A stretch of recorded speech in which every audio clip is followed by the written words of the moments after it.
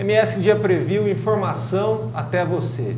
E este jornalista, neste programa, traz um político com uma trajetória longeva, trajetória de sucesso na história de Mato Grosso do Sul, de Campo Grande. Alguém que nunca perdeu uma eleição, um orador dos melhores, se não o melhor que a Câmara Municipal de Campo Grande já teve. Fica no vídeo, você vai ver uma entrevista aí com Paulo Pedra, do PDT.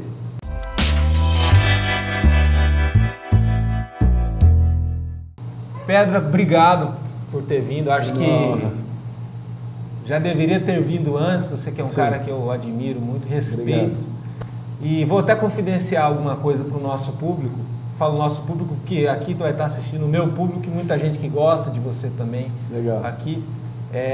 Aliás, duas. Uma, o PDT tem o recorde de audiência desse programa nesse ano. Legal. Com o Juiz Odilon, que veio aqui e foi muito à frente dos outros, se eu não me engano, é ele e o André, e isso ajudou muito a esse espaço democrático. Um espaço democrático porque vem todo mundo aqui. E outra, que eu nunca vi algo igual, quando eu falei da questão do orador, sua, você era um cara que quando pegava o microfone para falar na Câmara, em qualquer circunstância, você estando na oposição, você estando na situação, era um verdadeiro espetáculo, alguém que as pessoas paravam para ouvir, paravam para prestar atenção, para entender e para analisar o que você falou. Porque a política, ela depende disso, ela depende dessa ponderação.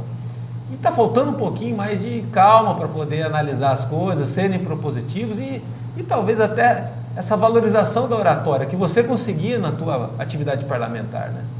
Você acha que está muito diferente hoje em dia? Você sente falta disso? O grande problema hoje é que a pessoa assume o mandato, né?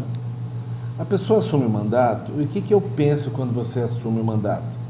Você não precisa saber das coisas, porque é tudo novo para você, o primeiro mandato. Mas na minha avaliação, aquele que recebeu da população uma outorga, um mandato para representá-la, ele tem que chegar lá e, no mínimo, estudar aquilo que ele vai fazer por 4 anos, e ler bastante. Então, por exemplo, a pessoa assume uma Câmara Municipal, ela não sabe a diferença de indicação de requerimento, de votos disso, votos daquilo, ela não é capaz de ler o regimento interno de uma Câmara é tão fácil. Se a pessoa se dispor a ler 10 artigos por dia, 10 artigos do regimento por dia, 10 artigos da lei orgânica, se for na Assembleia, 10 artigos do regimento, 10 artigos da Constituição Estadual, se for na Câmara Federal, idem, 10 artigos do regimento, 10 artigos da Constituição Federal, chega depois de alguns meses, ela já leu tudo. Claro que talvez ela não recorde algumas coisas, ela tem que ler de novo. Eu estou falando só de 20 parágrafos por dia, ou capts, como as pessoas querem. As pessoas, quando você vai para um parlamento, você tem assessoria. Você pode sentar com sua assessoria durante 30 minutos para falar assim, isso eu não sei, isso eu não sei. Você vai fazer um discurso, você tem assessoria. Você pode falar para a assessoria o que eu errar no português, o que eu errar numa colocação, o que eu errar numa interpretação, você me fala que eu vou tentar corrigir com o passar do tempo. Agora, isso que você está falando, por exemplo, que o político de hoje tem até muito mais do que quando você começou lá atrás. Não, o político do passado... A assessoria, hoje em dia, ela tem muito mais hoje, mais recursos, dinheiro. Quando eu comecei, o meu primeiro mandato tinha 6 assessores, hoje você tem condição de ter 10, 15, 20. Fora a estrutura, né, do gabinete. Fora a estrutura, fora o seguinte, qualquer coisa você pesquisa na internet, antes você tinha que mandar pesquisar em livros, você ia em biblioteca, hoje não. Hoje o que você quiser, você acessa a internet e já te dá na hora. Mas com toda a facilidade que existe hoje, há essa renovação, tudo, e dentro da renovação a gente precisa separar muito bem quem que é quem. Isso. Às vezes quem que fala quem que é quem. Isso. A paixão não tem como assessoria emprestar para o candidato, vai dele. Vai dele, às vezes, essa garra, essa vontade, que isso vai para um discurso, ou às vezes não só no discurso, naquilo que ele inspira nas pessoas. Hoje você está nos bastidores, eu até quero saber como que estar nos bastidores, mas você está aí cuidando da campanha, uma das pessoas que cuida da campanha, das principais pessoas que cuidam da campanha, é do juiz Odilon. Isso. Que é um baita de um candidato. Isso. Uma pessoa assim com uma biografia incrível. Isso. E alguém com muita garra. Alguém assim que deveria, eu acho, obrigatoriamente, estar muito além do que estava, terminou aí o primeiro turno nos 30%. Alguma coisa deu errado. Deu muito errado. Não deu pouco, porque assim, ele é um candidato que simboliza o combate à corrupção. Eu não sei quem no Mato Grosso do Sul que aprova a corrupção. Verdade. O que falta para poder essa paixão fazer a diferença? Para poder ocorrer uma mudança no Estado e no nosso país? Tem que ter uma sintonia entre o candidato, a comunicação, as condições. Hoje, o juiz Odilon disputou esse primeiro turno praticamente sem condição financeira nenhuma. E ele dependeria de uma boa comunicação.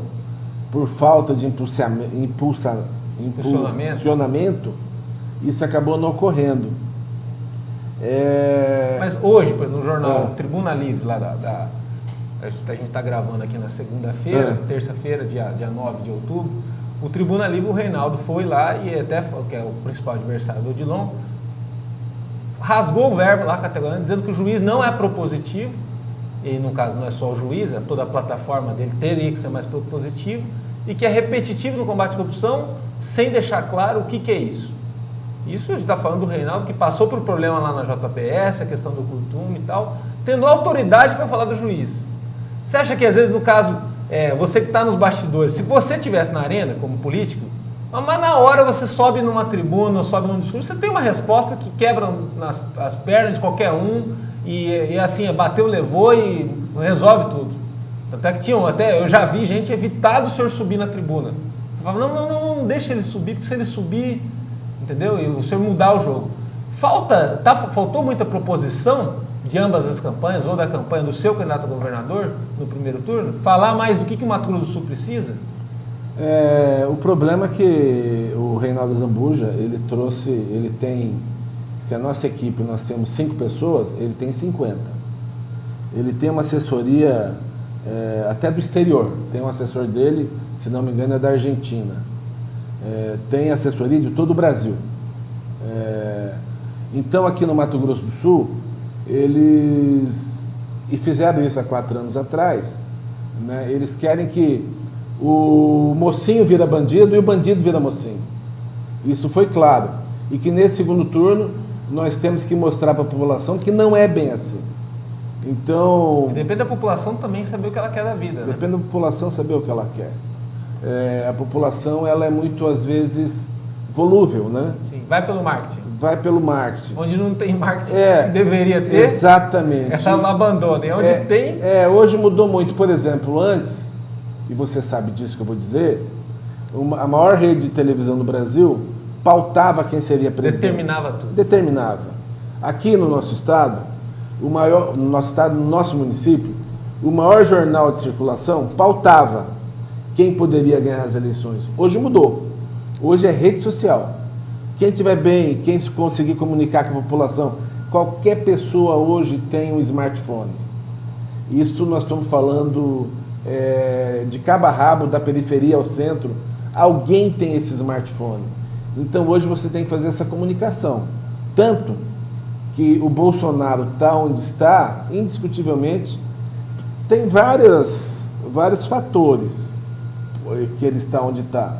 Mas, indiscutivelmente, foi a rede social. Agora, Pedro, eu fui um dos jornalistas, tive a felicidade de ser um dos que mais rodou cidades do estado. Se não me engano, acho que eu fui em 62, 79, tanto com o juiz Odilon, tanto com o professor Pedro Chaves, senador, tive o orgulho de trabalhar um pouco antes, e depois com o capitão Contar, hoje eleito aí um dos mais bem votados.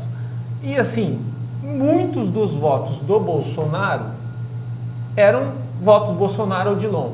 Eu vi isso de perto, conversando com pessoas, direto. Porque há uma identificação entre Bolsonaro, ruptura com o sistema, com o Brasil da política antiga, e Odilon, biografia irretocável, juiz renomado internacionalmente, e Odilon e Bolsonaro. O juiz nunca disse que era contra o Bolsonaro, admirava até a questão do ímpeto do Bolsonaro, aguerrido e tal. Por que no primeiro dia do segundo turno demoraram tanto para dizer que, olha, o juiz apoia o Bolsonaro, ou independente de Ciro, de PDT, do que for, o juiz ele tem que ter a posição dele, né, como candidato. Nós temos problema nacional. Inclusive, eu estava lendo agora uma nota... Você, é muito importante dizer, você respeita muito o partido, né? Você é um cara que, igual Rogério Ceni, viveu o PDT do começo ao fim. Mas eu acho que o PDT está saindo fora da rota. Tá saindo fora da rota. Nós temos um problema de... Eu estava lendo uma nota, o PDT fez uma nota desfavorável ao apoio ao Bolsonaro, aonde me deixou muito triste. Eu acho que eles deveriam deixar os estados com cada candidato a governador, que é o grande comandante de ganhar uma eleição ou perder, livre para apoiar um candidato. E nós temos aí 2 candidatos agora. Nós temos o Bolsonaro e o Haddad. O Bolsonaro, que não tem problema nenhum na justiça, o Bolsonaro que não tem nenhum problema de algumas pessoas ligadas a ele estarem presos, e aí nós temos o Haddad, com uma série de problemas na justiça, um monte de gente presa com ele. Então eles deveriam dar liberdade para o candidato. Mesmo assim, hoje, nós temos uma centena de pessoas que vão fazer Odilon, juiz Odilon e Bolsonaro. E nós temos que deixar que essas pessoas tenham essa liberdade. E porque você tem razão. O voto do Bolsonaro é casado com o Odilon. Eu encontrei uma pessoa no primeiro turno que falou assim, eu tô com vergonha. Eu falei, por que você está com vergonha? Porque eu acabei votando no Bolsonaro e votei no Reinaldo. Votei no Bolsonaro certo e no Reinaldo eu tô com vergonha, porque o Reinaldo não tem nada a ver com o Bolsonaro. Eu falei, pois é, agora é o momento de você consertar no segundo turno.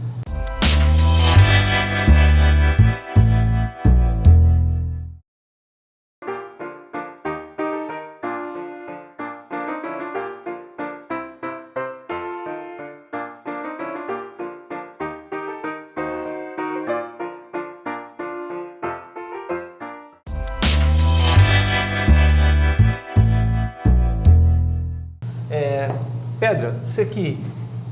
Até é importante a gente relembrar, quantas legislaturas na Câmara Municipal de Campo Grande? Na Câmara, 5. 5. Chegou a ser deputado?